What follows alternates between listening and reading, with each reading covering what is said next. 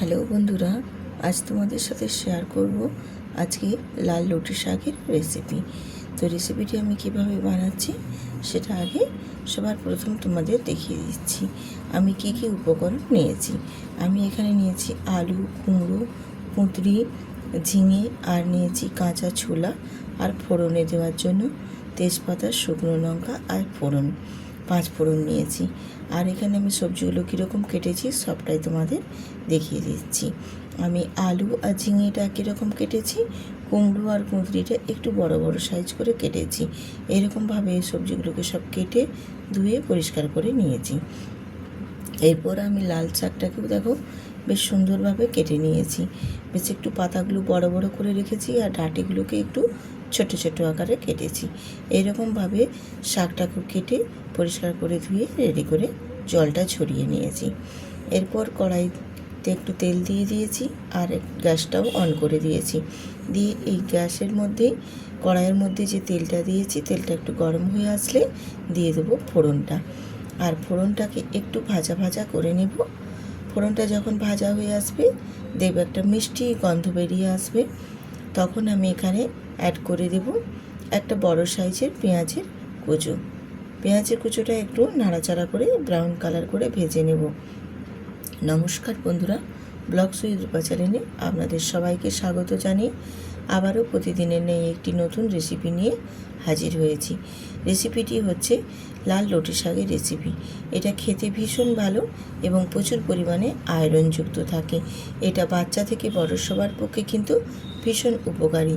এটা গরম গরম ভাতের সাথে যদি সার্ভ করতে পারো, ভীষণই একটা উপকারী শাকের রেসিপি, যেটা সবার পক্ষেই কিন্তু ভীষণ প্রয়োজন। আমি এই পেঁয়াজের মধ্যে এখানে দিয়ে দিয়েছি একটু কাশ্মীরি লঙ্কার গুঁড়ো, যাতে করে কালারটা বেশ সুন্দর আসে। এইরকমভাবে পেঁয়াজের সাথে একটু কাশ্মীরি লঙ্কার গুঁড়ো দিয়ে ভেজে নিলে কালারটা কিন্তু যে কোনো রেসিপির ক্ষেত্রে সুন্দর আসে। এরপর আমি এখানে বাকি সবজিগুলো সব অ্যাড করে দিলাম। আমি যে সবজিগুলো তোমাদের দেখিয়েছি সেই সবজিগুলো এখানে আমি সব পেঁয়াজের ওপরে দিয়ে দিয়েছি। আর দিয়ে দিলাম একেবারে স্বাদ মতো নুনও দিয়ে দিয়েছি এখানে। আর দেবো হলুদের গুঁড়ো।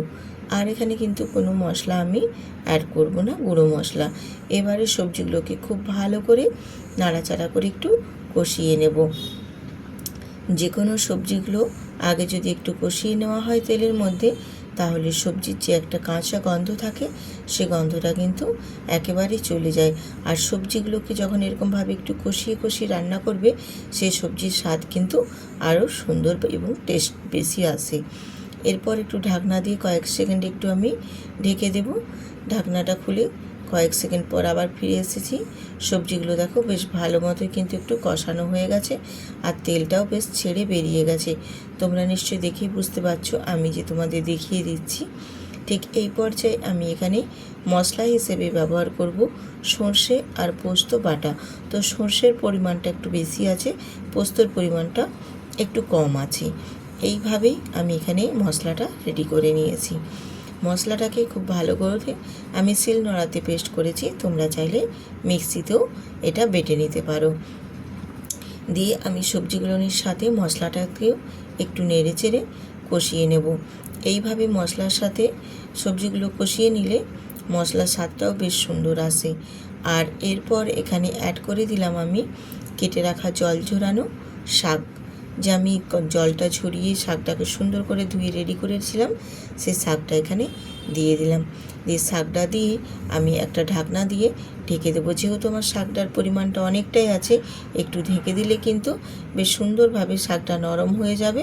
খুব ভালো মতো তখন নেড়ে রান্নাটা করতে পারবে। এই জন্য আমি একটু ঢেকে দিয়েছিলাম। আর ঢেকে দেওয়ার ফলে দেখো শাকটা বেশ সুন্দরভাবে কিন্তু নরম হয়ে গেছে। এখন কিন্তু আমি শাকটা দেখো খুবই সুন্দরভাবে কিন্তু নেড়ে চেড়ে নিতে পারছি। এইভাবে ঢেকে দিলে শাক কিন্তু একদম নরম হয়ে অল্প হয়ে যাবে, যখন সেটা রান্না করতেও সুবিধা হবে। আর শাক জিনিস মানে একদম নরম জিনিস, তো একটুতেই কিন্তু ঢাকা দিলে নরম হয়ে যায়। দিয়ে এইভাবে দেখো সবজির সাথে শাকটাকেও বেশ ভালো করে একটু নাড়াচাড়া করে একটু ঢেকে দিয়েছিলাম। ঢেকে দেওয়ার ফলে শাক যেহেতু নরম বললাম, শাকের থেকে অনেকটা পরিমাণে জলও বেরিয়ে আসে। এবার এই জলটাকে আমি একটু শুকনো শুকনো করে মেরে নেব। তো ততক্ষণ পর্যন্ত কিন্তু একটু নেড়ে চেড়ে সবজির সাথে আর একটু আমি জলটা শুকনো শুকনো করে আমি মেরে নেব। তো এই রকম যদি রেসিপি শাকের থাকে গরম গরম ভাতের সাথে কিন্তু ভীষণ ভালো লাগে। তোমরা তো অনেকে অনেক রকমভাবে বানিয়েছো শাকের রেসিপি, একটিবার এই রকমভাবে বানিয়ে দেখো, আশা করছি আপনাদের ভীষণ ভালো লাগবে। আর এই রকম লাল শাক ছোট থেকে বড় সবার পক্ষে ভীষণ ভালো, ছোটদের পক্ষে তো অতি বেশি ভালো, কারণ আজকাল ডক্টররা বারবারই বলে যে লাল শাক বাচ্চাদের খাওয়ানো। যেসব বাচ্চারা খেতে চায় না তাদেরকেও এইভাবে বানিয়ে দেবেন, তারাও কিন্তু চেয়ে চেয়ে খাবে। আমি বলছি, কথা দিলাম তোমাদের, ভীষণই ভালো লাগে খেতে। এরপর আমি সবজিটা কষানো হয়ে যাওয়ার পর 1 বাটি পরিমাপে জল দিয়ে একটু নাড়াচাড়া করে ঢেকে খুব ভালো করে ফুটিয়ে নিয়েছি। ফোটানোর পর দেখো জলের পরিমাণটাও কমে গেছে আর সবজিগুলো বেশ সুন্দরভাবে সেদ্ধ হয়ে গেছে। ঠিক এই পর্যায়ে আমি 1/2 চামচ এখানে চিনি দিয়েছি আর 1 চামচ দিয়েছি সর্ষের তেল নামানোর আগে। ঠিক এই পর্যায়ে আমি একবারে চিনি আর সর্ষের তেলটাকে খুব ভালো করে সবজিটার সাথে মিশিয়ে নেব, এই শাকের সবজিটার সাথে। আর এইভাবে এই পর্যায়ে যদি শাকের সঙ্গে আর কি একটু যদি সর্ষের তেল দেওয়া হয়, এই স্বাদটা কিন্তু আরও সুন্দর হয়, এতটা সুন্দরভাবে বাড়িয়ে তুলবে, একটুও কিন্তু তেলের কাঁচা গন্ধ ছাড়বে না, কিন্তু খেতে ভীষণ ভালো লাগবে।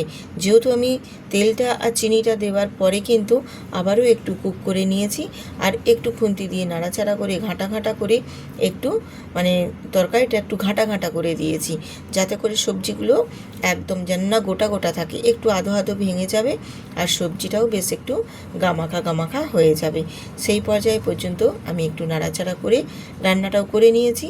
আর এর ফলে কি হলো, তো কাঁচা গন্ধটাও একদম ছাড়বে না আর চিনির মিষ্টতা থাকবে না, কিন্তু চিনিটা দেওয়ার পরে স্বাদটাও ভীষণ সুন্দর আসবে। আমি এবারে হয়ে গেছে কমপ্লিট, রান্নাটা অফ করে দিয়েছি গ্যাসটা।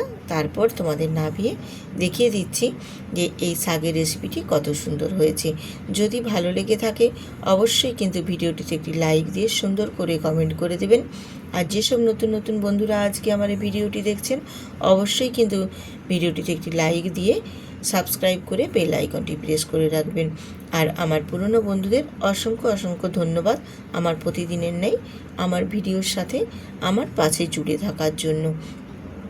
আবারও আসবো এইরকম আরও নিত্য নতুন রেসিপি নিয়ে। আজ এখানেই রাখছি, সুস্থ থাকুন।